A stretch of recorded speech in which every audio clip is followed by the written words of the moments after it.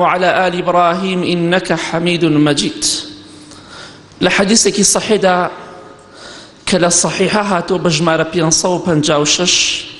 هاولي خوشويستي بيغمري خواه صلى الله عليه وسلم إمام عبد الله كوري عمري كوري خطاب رضاي خواه پردگار لسر خوي باوكي بدا فرميت إن كنا لنعد لرسول الله صلى الله عليه وسلم في المجلس يقول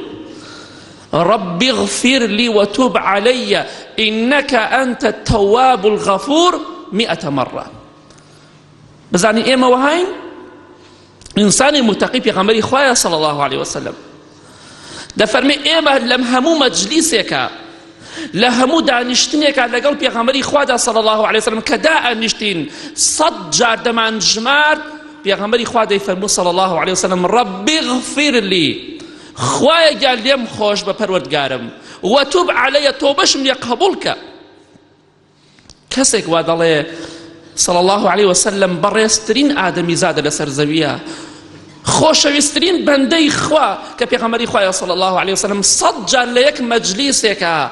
دفرمي خواه جان ليم خوش بو توبم يقبلك چونك إنك أنت التواب الغفور خواه جان تو توبي بندكان ببردوامي قبول دكي وتو تاوان پوشي خواه تاواني من پوشا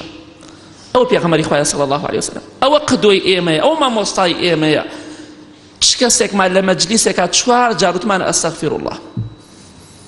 أو سنته رب اغفر لي وتب علي إنك أنت التواب الغفور ليك مجلسك بيغمري خواه صلى الله عليه وسلم 100 جار دل خواه جانم خوش بتوبم بقبولك